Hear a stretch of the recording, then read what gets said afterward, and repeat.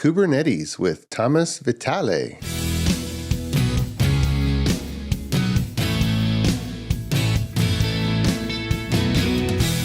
The Azure DevOps Podcast is a show for developers and DevOps professionals shipping software using Microsoft technologies. Each show brings you hard-hitting interviews with industry experts, innovating better methods, and sharing success stories. Listen on to learn how to increase quality, ship quickly, and operate well. And now your host, Jeffrey Palermo. Before we start, I want to put out a personal message. For those of you who have followed my work and content for some time, you know that I started ClearMeasure 10 years ago. We're a software architecture company, and that's the type of consulting we do to help in-house teams be great, to jumpstart them along their way. So all of our work is programming in all of its various forms, and we've done a tremendous amount of DevOps and cloud automation work as well. And we're the North American consulting partner for Octopus Deploy. Now, I haven't done this very often, but I'm putting out a call for anyone who'd like to work with me. We've been running on a backlog of projects for quite a while now, and we need to grow. We need some more .NET software engineers, DevOps engineers who have Octopus Deploy experience and Microsoft Cloud experience, and we're also in need of a few more experienced software architects. And if you followed me for any length of time, you probably understand how I think about software. And if you like the way I think about it, then you'll absolutely love working with me at ClearMeasure. We need to hire some people pretty immediately. So if this has piqued your attention, please go ahead and apply online on the website. And if you have any questions, just send me an email at Jeffrey, Jeffrey, at clear-measure.com. And thank you for indulging me with the interruption. And here's our regularly scheduled episode. Welcome to the show. I'm Jeffrey Palermo, your host for helping you and your teams move fast and deliver quality and to run your software with confidence in Azure, and all while using everything that the .NET ecosystem has to offer. This podcast is sponsored by ClearMeasure, a software architecture company that empowers .NET teams to be self-sufficient and able to deliver world-class results through its ClearMeasure Way methodology. I like to keep announcing that my architect forums are going strong. Signups for the next session are up. And if you lead a software team and are looking to collaborate with peer architect leaders, you can just sign up at the link in the show notes. And for those of you who are looking for the Programming with Palermo show, that's my video podcast, just search in any of the directories and you'll be able to find it as well as on YouTube. My guest today on the show is Thomas Vitale. He is a software engineer and architect specializing in building cloud-native, resilient, and secure enterprise applications. He designs and develops software solutions at Systematic, that's in Denmark, where he's been working on modernizing platforms and applications for the cloud-native world, focusing on developer experience and security. And he's also an author of the book from Manning, Cloud Native Spring in Action. Thomas, welcome to the show. How are you, sir? Thank you very much, Jeffrey. Thanks for having me. Oh, my pleasure. It's a pleasure to be here. Awesome. Congratulations on the book. And before we get into what you kind of spend your time thinking about, go back in time for us and for the listeners. What are some of the major milestones along your journey that kind of led you into working on what you're working on today, software-wise? Yes, that's an interesting question. I guess it started some years ago at the university. I studied computer engineering and software engineering. And from there, I started focusing a lot on software application development, in particular in the Java ecosystem. That's how I started working with Spring, which is the framework used and covered in my book. Mm-hmm. And from there, I started being interested in the whole cloud-native world, about technologies, not only the application point of view, but also the platform side. So how to support application developers in delivering value to their customers and their users. So from there, what I've been doing recently is kind of juggling between these two points of view, the point of view of the developers and application development and being productive, delivering value effectively to customers and end users of our software, but also at the same time, the platform point of view. So how to support that work, how to provide a great developer experience, making sure that security is in place, and overall, how to collaborate across different roles, different people in a project. to deliver the best product possible. Yeah. Yeah. Oh, that's so important. Getting all the people organized so that everyone's aligned. Yeah, for sure. Will you tell us a little bit about the book? Starting, when did you actually decide, you know what? I need to write this book. Yeah, so that was an unexpected decision, to be honest. So I've been working on with Java and the Spring Boot framework for several years, also contributing to some of the projects. I'm really a big supporter of open source, so I always try to contribute to different open source projects. Spring Boot was one of that. I was writing some articles about it and be out there in the community talking about this topic. And then the publisher reached out to me, so you're talking about these topics, but maybe you have an idea for a book. And I actually did have one, and it was the cloud native point of view in application development that was really missing, I felt, because I was working in that area and I couldn't find a book covering application development with Java and Spring Boot for based on cloud native architectures, cloud native patterns. That's how I started. So I planned the book. It was the beginning of the pandemic, so the beginning of COVID. So I thought, okay, it might be interesting to have a project since I'm at home for this period. And 2.5 years later, the book was done. Oh, fantastic. A bit longer than expected, but it was such an interesting experience. Yeah. Sure. Awesome. Well, you did something really, really productive with the extra time. Now, some of the listeners might be asking, okay, hey, don't we talk about Microsoft technologies all the time? What do you mean, Java and Spring Boot? But Kubernetes is this intersection point that's kind of bringing together different technologies in different parts of the industry that sometimes have a kind of a wall between them. There's development teams that use Java and that kind of pushes them to some set of technologies, or they use C# and that pushes them to another set of technologies. But it seems like the whole industry has embraced Kubernetes.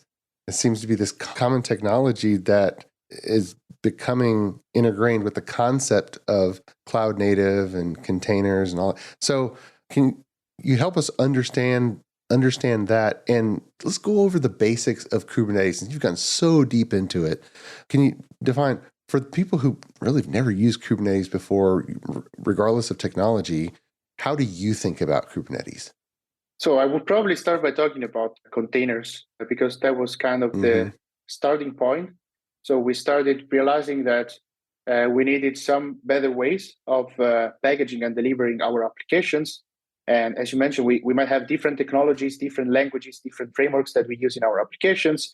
But if we put them all in a standard packaging format like a container, then it becomes easier from an operational perspective to deal with a very different system with different languages, with different frameworks.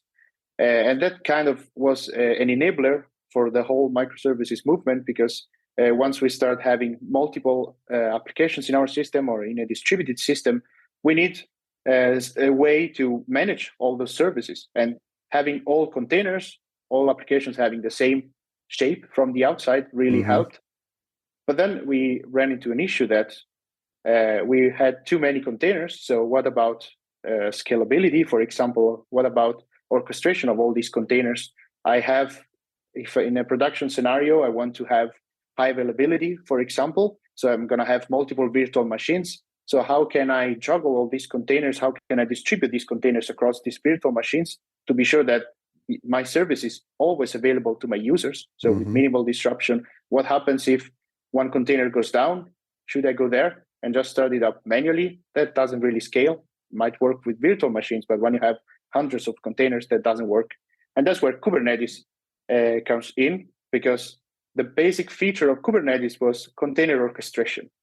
So we ask the Kubernetes service that we want to deploy a certain application as a container, and then Kubernetes takes care of scaling that container across different virtual machines.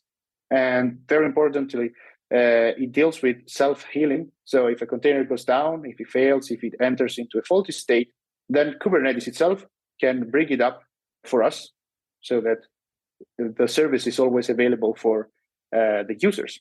But then that was the basic functionality. But at that time, there were other orchestration systems. I think one of the most important features of Kubernetes that then made it so popular and so famous, and now it's defined like the operating system of the cloud, basically, is its API model, because it's not just doing orchestration, but it provides a standard API model that you can use to work with containers and do the application deployment set of operations, but actually provides a model to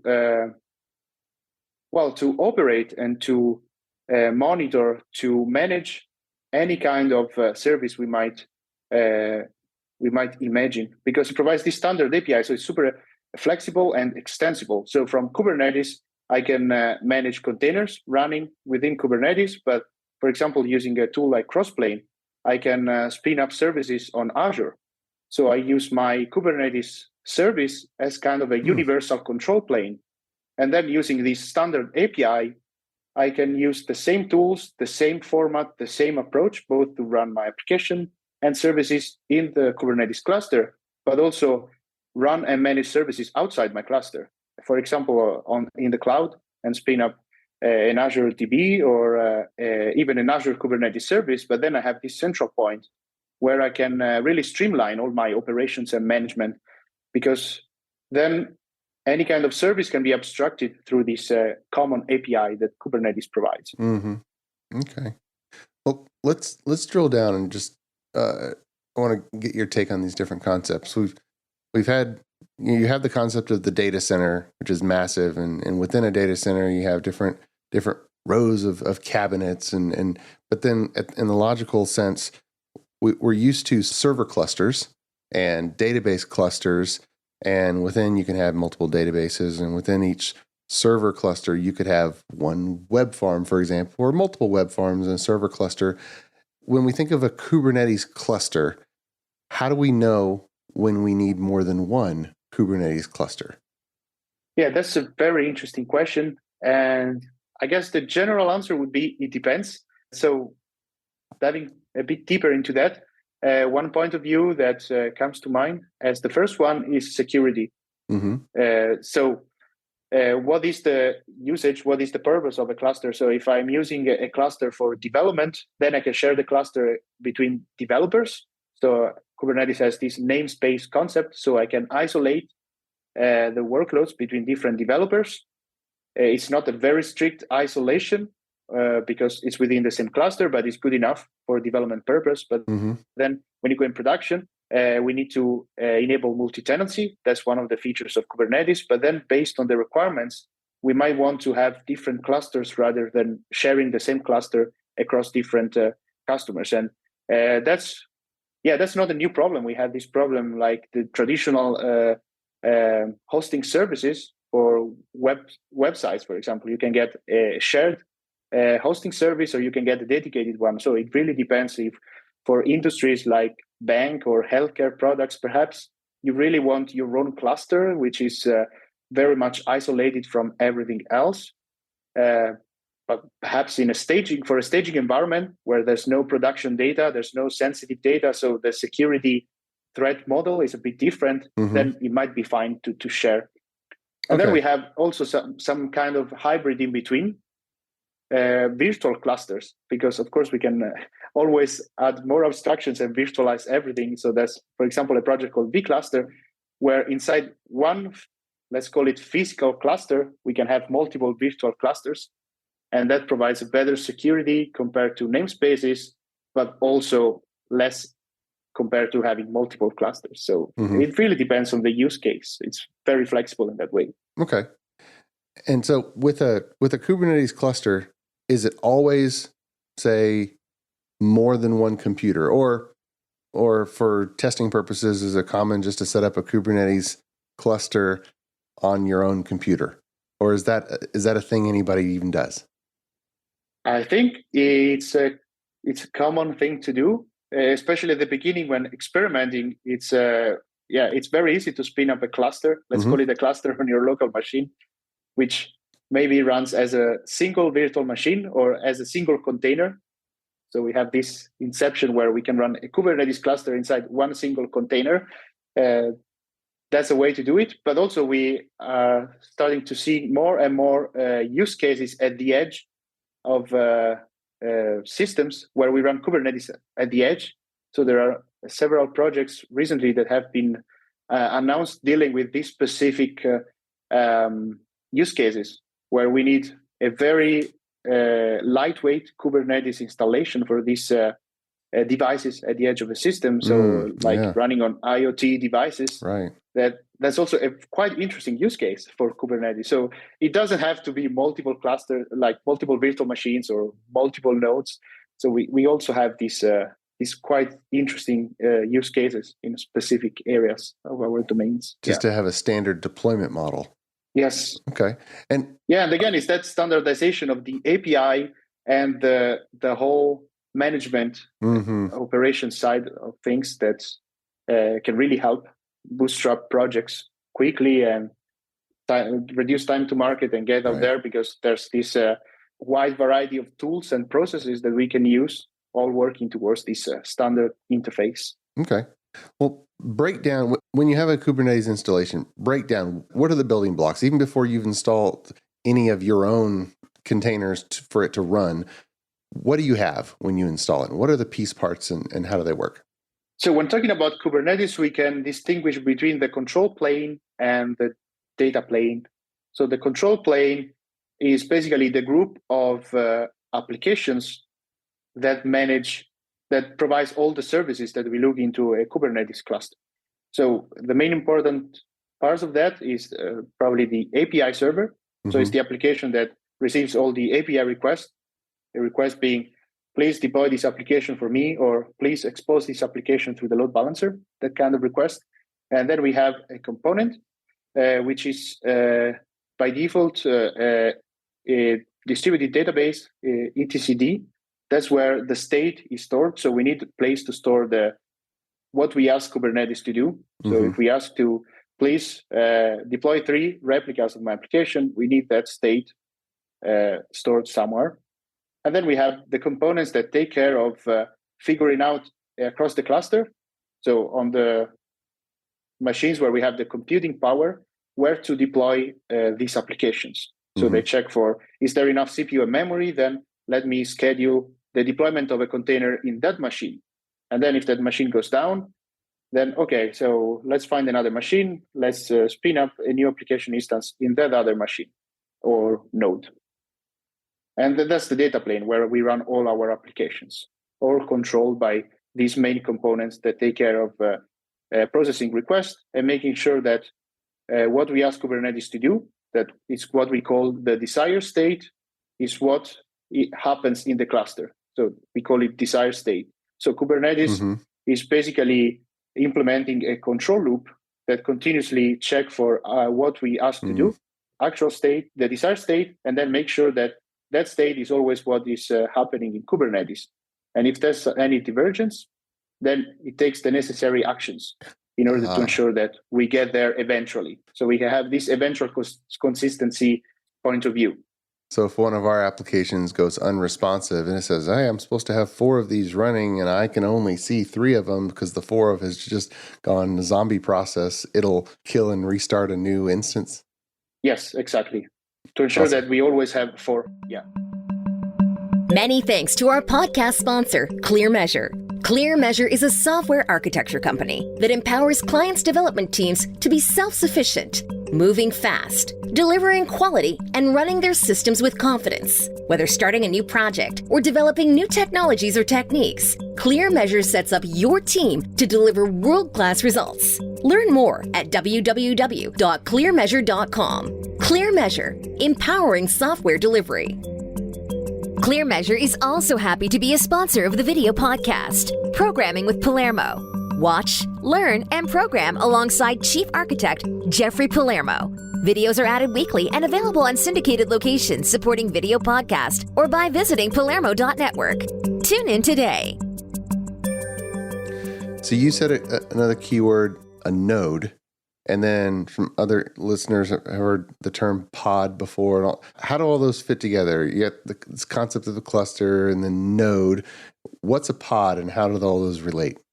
Yes. So a node is the entity providing the computing power to run our application. So it could be a virtual machine it could be bare metal, or it could even be a container where inside we run other containers. So that's the general definition of a node in Kubernetes. Then I started this explanation by saying that the starting point was containers. Mm-hmm. So one of the problems with containers was that we needed a way, or maybe a different abstraction, so that we didn't have to care about managing the single containers ourselves. So Kubernetes provides this concept of a pod. A pod is the smallest entity in Kubernetes, and inside the pod, we have our application container. So with Kubernetes, we don't work with containers directly, but with pod. Inside the pod, we have at least one container, which is our application, but we can have more containers that can do some specific jobs. For example, we might have a container that scrapes the application logs and do something with them, or a container that intercepts all HTTP traffic and make sure that outside is exposed via TLS or MTLS between services. So we can have, register some metrics to achieve more observability. So we can have all these they're called sidecars, if we use these additional containers to do these specific jobs. But at least we need one, which is our application. And then Kubernetes takes our instructions and deploys the number of pods necessary to fulfill our request. So if I ask for 4 replicas of my application, I would get 4 pods deployed. Yeah. So if I had a website, I wanted 2 instances of the site to have a 2-node web farm, and then I have a backend job that's processing messages from a queue, then it sounds like I would have 3 pods in that case? Yeah. Or would I have 2 pods? 2 pods for the website. Okay. Yeah, and 1 pod for the job, perhaps, that continuously do something with the message queue. Gotcha. Perhaps. Okay. And then again, that's what the desired state. But then the actual state might temporarily be different. For example, if a node goes down, so we might have these little time windows where we might have only 1 replica because the second one just died. So it had to be restarted by Kubernetes. Okay. And that happens automatically. Yeah. Now, with large decomposed systems, it's always been common that different applications be configured with maybe web service addresses or the address of where to drop a generated PDF file and all this different configuration about where is this other place. And in a situation where you might have multiple nodes on different virtual machines who have different IP addresses, and a node goes down and pods are moved wherever, how does the application know if the application is developed to have a web service address and know where to go? How does it know when Kubernetes might move one container to a pod that happens to be on a different virtual machine with a different IP address? Yeah, Kubernetes offers out of the box a service discovery functionality. So we never talk directly with a pod usually, but we talk to another object, which is called a service. We can think of a service as kind of a load balancer in front of all the pods that replicate my application.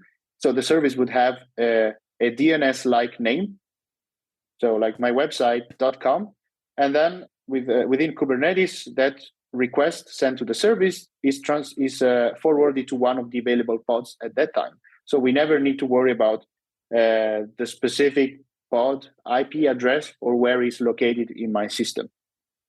So the service has a consistent IP address, so we can do some real DNS resolving there because the service will always be there.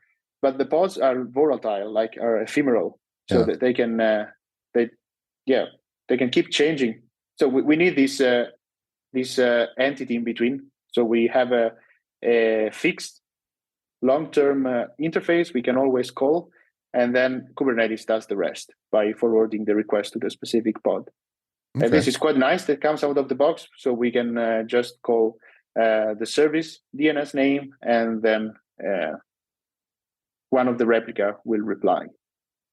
So when you're doing development locally, do you use local DNS on your own computer just so that you're developing in that way? Or what does that look like?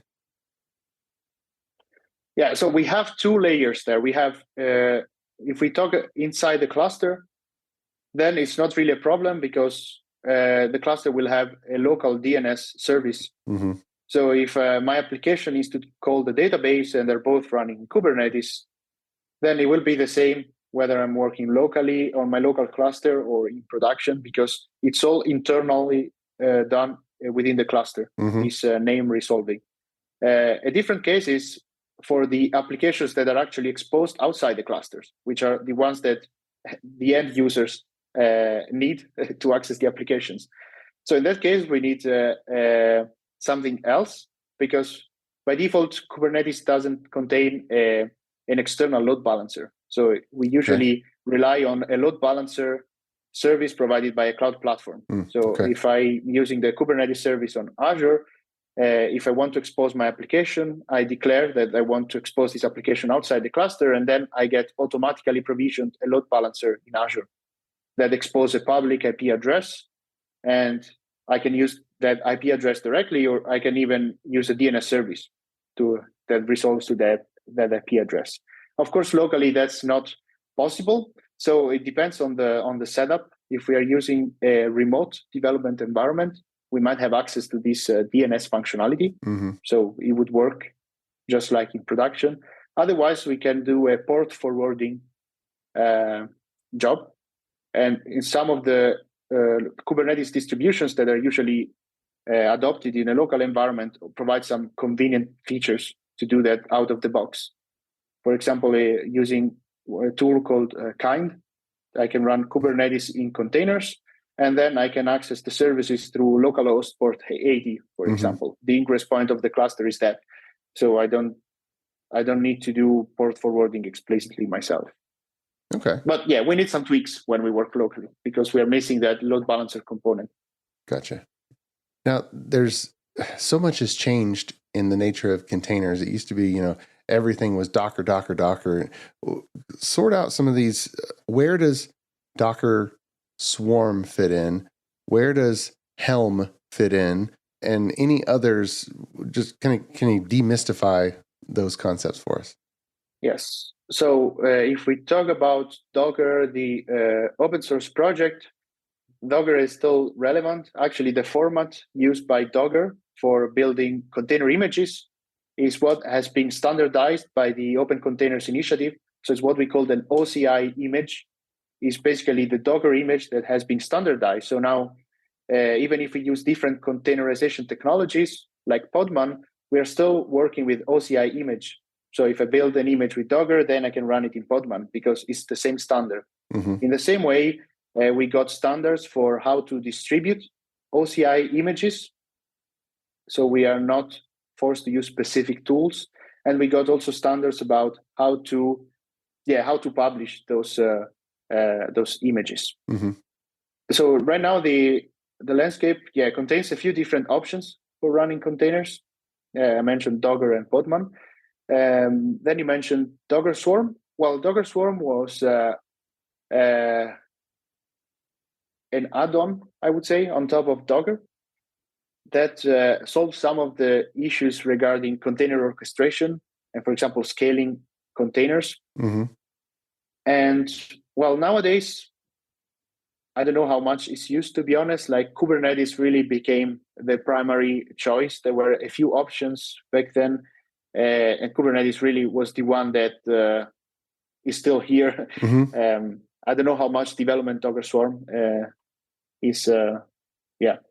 Okay, so those two are competitors. You would not use them together. They're either or. Yes. Okay. And I'd like to specify there that it's not the same set of features.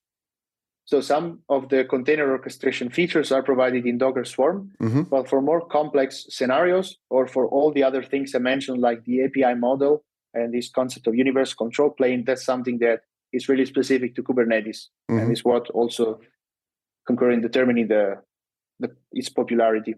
Okay. But yeah, you would use either or.